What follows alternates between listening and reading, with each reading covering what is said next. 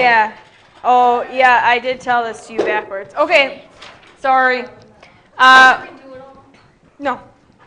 You just have to just look at the component form one, so what, those two problems? And it'll be a quick and easy fix.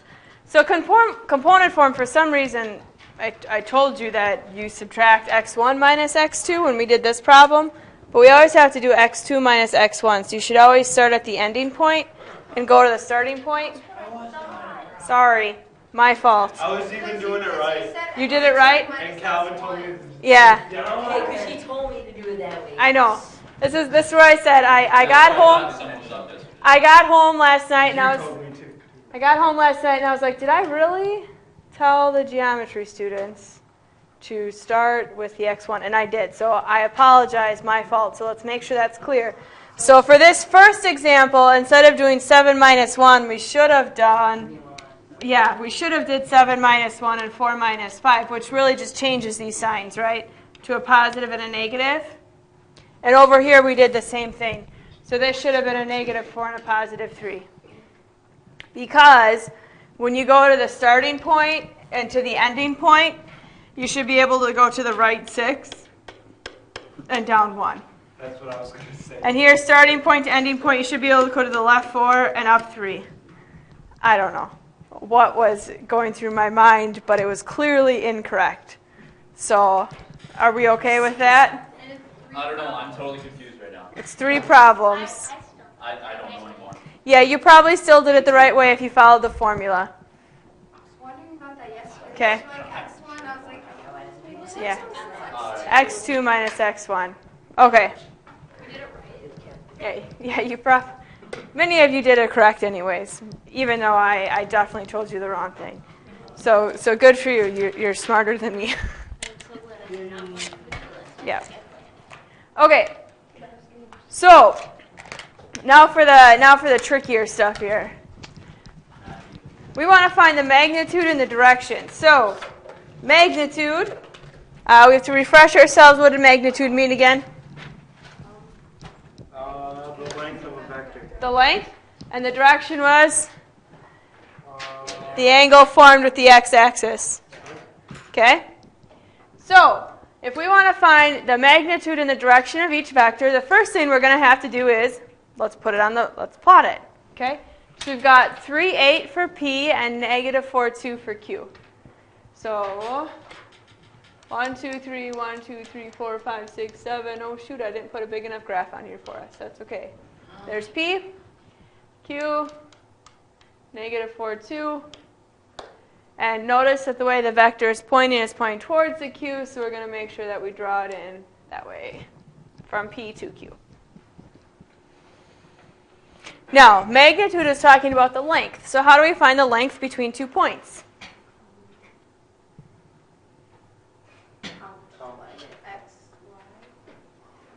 We could count if it was vertical or horizontal, but how do we find the length between 2 points? Oh, we subtract the x. Distance formula. Yeah, we've been doing it since probably like September 2nd. So distance formula. So distance formula between P and Q. So the distance here would be your change of x squared plus your change of y squared. So how much do our x's change from 3 to negative 4? 7. So we got 7 squared plus our y's change 6. Okay, 7 squared is 49. 6 squared. Okay, add 49 and 36 together. Yep. And then for magnitude, I like to keep things exact, but we'll go to the nearest tenth because that's standard for magnitude. So square root of 85 is about what to the nearest tenth? 9.2. So 9.2 is your magnitude. Okay, so magnitude really should be no problem for us. It's going to be the direction. Okay. What? No. No, just leave. Okay. Direction is going to be the more interesting one for us to find. So, what I want us to do before we find the direction for this is we are going to do a little background. this right here is 0 degrees. Straight off to the right is 0 degrees. That's our standard position for 0 degrees. What would be straight up? 90 degrees. What would be straight to the left? 180 degrees. What would be straight down? 270 degrees. So the first thing we have to do is we have to decide which way this vector is pointing. So will this vector end up being in the 0 to 90, 90 to 180, 180 to 270, or 270 to 0? Look at which way the arrow is pointing. 180 to 280. Yep. The arrow is pointing down and to the left, so the vector will end up having an angle measurement between 180 and 270. Okay, now we need to find out exactly what that angle measurement is. So to do that, we're going to use the tangent function to help us out. Oh my gosh. Okay, so the 180 line is horizontal. So what we're going to do is we're going to make a right triangle out of this by drawing a horizontal line indicating our 180 line. And then we are going to go straight down to form our right triangle. Okay? So we know that starting at the right and going all the way over to there, that is currently 180 degrees. We need to know how much further down we went. Okay, so we're going to be looking for that angle measurement. Ooh, I didn't mean to write theta, but that's okay, we can do theta. Theta is the symbol for angle. It's like a circle with a line through it.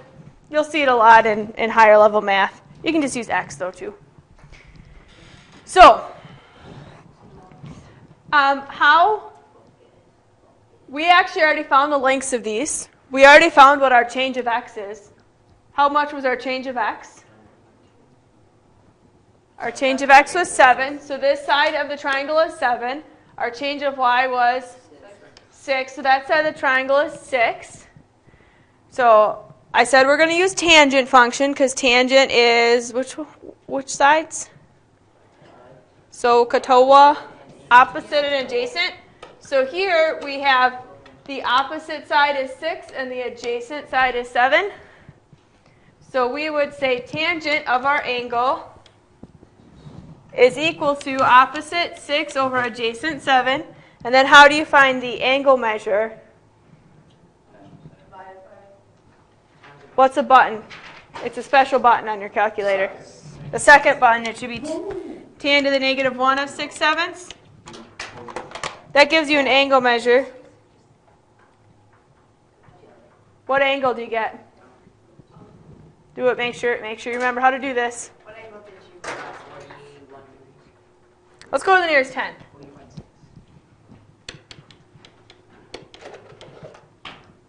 Okay, but wait, it's not just 40.6 because we went 180 degrees first and then a 40.6. So what should I do to this number?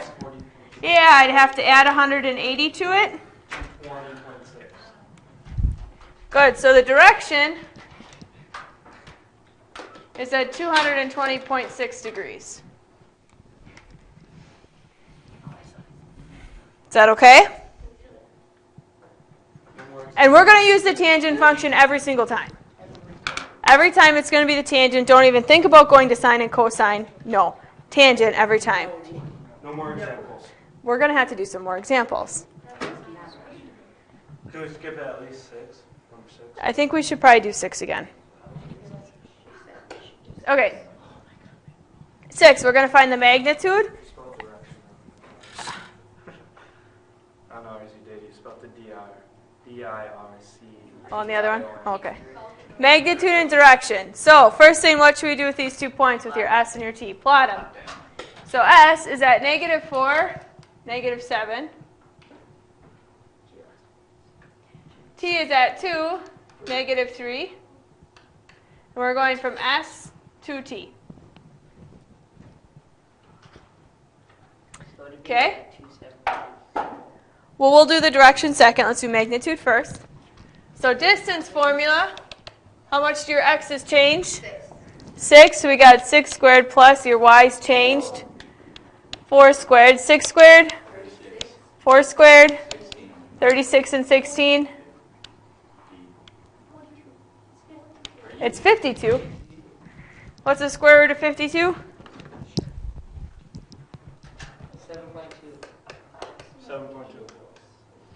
So the magnitude is 7.2. Okay, so now direction. So over to the right is 0. 90, Straight up is 90, 180, 180, 270. and 270. So now, which way is this arrow pointing? 270 to 0 degrees. Look at where the arrow is going. Yeah, the arrow is going this way, so it's going to 0 to 90. So our angle at the end should be 0 to 90. So our x-axis here goes straight over from your S and goes straight up to form your right triangle. So what's the length of your horizontal line? The change in the x's was 6. What's your length of your vertical? 4. Now which angle would we find? The S angle. So what will be your tangent function here? Yeah, so we'll do tangent and the -1 of 4 over 6 to get the angle measure. And then you add 90. Hold on. What do we get? 33.7. 33.7 degrees now. Is that already in between our 0 and 90? Yes. So that's our angle. So we don't have to do anything. We don't have to do anything to that one. Okay? So if it falls, So you have to look to see where it falls to decide what you have to do to it. So if it falls in between, you okay? So if it falls in between 0 and 90, you're going to get the right answer right away. But if it falls in between somewhere else, like it falls over here, and we make our right triangle, we would have to subtract it from 180 because it would be less than 180. So it's all about looking at the 0, 90, 180, and 270 and seeing where it's going to fall. Okay, so having that drawn out will be helpful. Is that okay? This one? 220.6. Yep.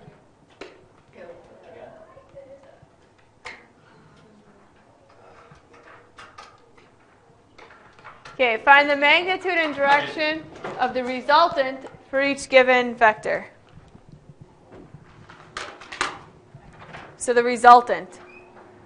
What does the resultant mean? It's the, when you add two vectors together. Yeah, it's the sum of the two vectors. So what should we do first with these two? Yep, add them together. She's gone. Yep. Thank you. You're welcome.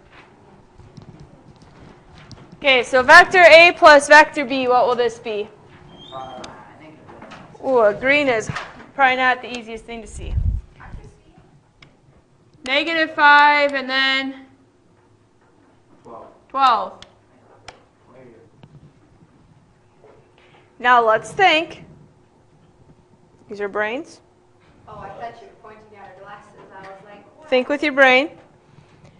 What does this stand for? What? Go back to when we talked about how we got these values. What does this stand for? It's the way you go to the left and then you go up. Standard for our change of x's and our change of y's. So if we want to find the magnitude, do we already have our change of x and our change of y? So when we go to find our distance formula now, our change of x squared is 5. Right, so 5 squared and 12 squared. 25 plus. So 25 plus 144, 169, which is 13. So that's our magnitude.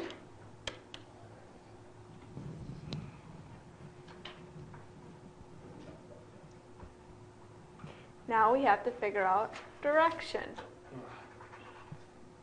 Well, You just do -5, 35 on the low. okay, so we know that the 5 goes on the x side, right? And we know that the 12 goes on the y side because that's our change of y's and our change of x's. Yep, we know that already. Now, we also need to think about where in our coordinate plane would that end up being? So -5, +12 would end up being where? In our minds. -5, Oh, 180. +12. This would end up going like this. Yeah. Okay, so we're going to make sure we draw our triangle like that. With our x being 5 and our y being 12.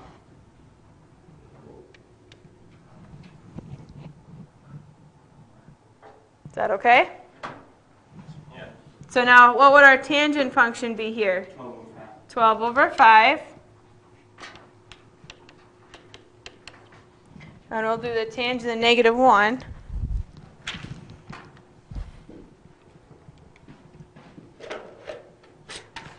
And what do you end up getting?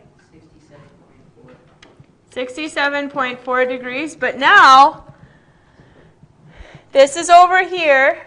So if we think about our angle measures, we have, here's 0 degrees, here's 90, here's 180, here's 270. So how would we have to get to this angle? This is 180. This angle here was 67.4. So how would we get over there to that vector? Subtract it, because we're at 180, and we have to go towards 90, so we'd have to subtract. So 180 minus 67.4 gives you what?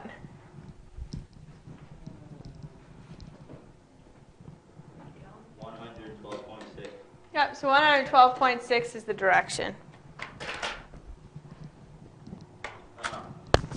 Is that okay? Yes? All right. So let's do another one of this. Vector y is 9, -10. Vector z is -10, -2. So we first want to find the resultant vector. So to find the resultant, you got to add them. Right? Yep. So 9 plus -10 is -1. -10 plus -2 is -12. And remember, this stood for your change of x's and your change of y's. So square root of -1. 1 squared plus 12 squared. 145. So 145, which is about 12.2. No, I was just kidding. I bet you 12.5 or 6. 12.9. really 12.0. 12.0. That's our magnitude. Can't we just write 12 on there? Nope. The point 0 tells us that it is not exact. If you say 12, it tells us it's exactly 12. Okay, so now let's think about our coordinate plane. 0 and 90. Where would Oh, wait. -1, -12 be? 180, 270. We'd go left and then down, so it would be down here. So it should be in between the 180 and the 270 at the end. So we'll make our triangle. There's our angle. What's our change of x? What goes here? 1? Yep, what goes here? 12? So what's going to be our tangent? 12 over 1, so we will do tan to the -1 of 12 over 1.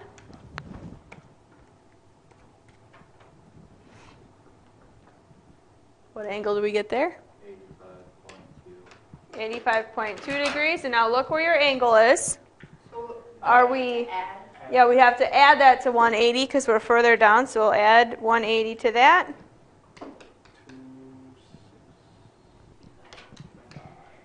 Yeah, 265.2 degrees is our direction. So if it's between the 0 and the 270, it's Like it's over here. yeah, like it's positive and then negative. We would have to subtract the value from 360 to get it. Okay? We would have to subtract it from the 360. Okay? Okay. Okay. All right, so now we have one last example.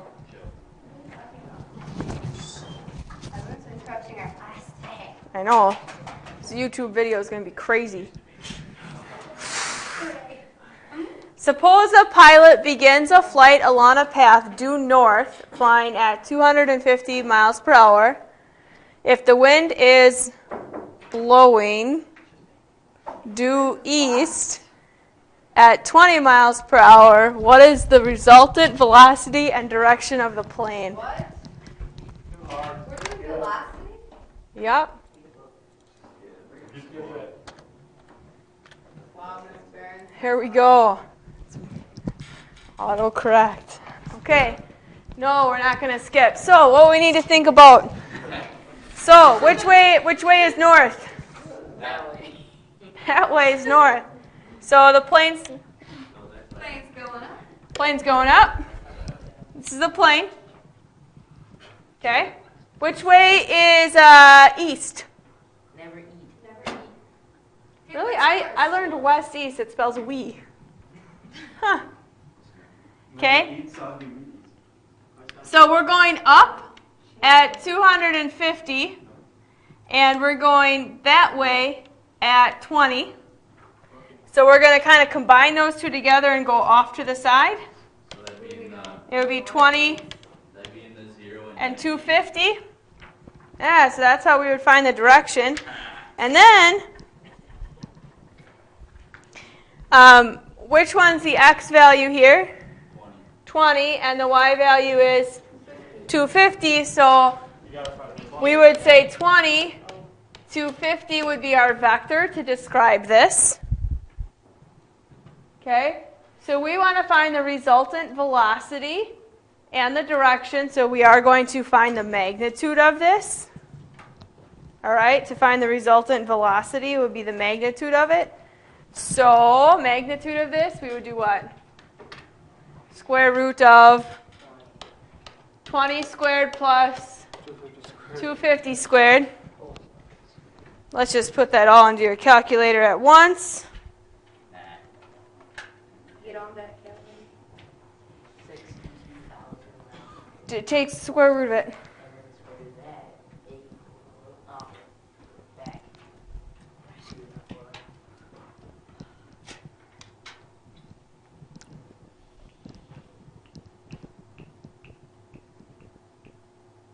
$250.8.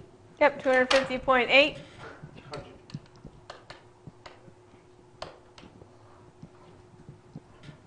Okay, so that's the magnitude and the resultant. And then now we need to find the direction. The direction's between 0 and 90, so that means we can just set up our tangent. So what would be our tangent here? Would it be 250 over 20? Yep, 250 over 20. So the tan inverse of 250 over 20, 85.4. 85.4. So we are going at a direction of 85.4 degrees at 250.8 miles per hour. That's all we just saw. Yes. I have a question. Yes. Can we do this thing like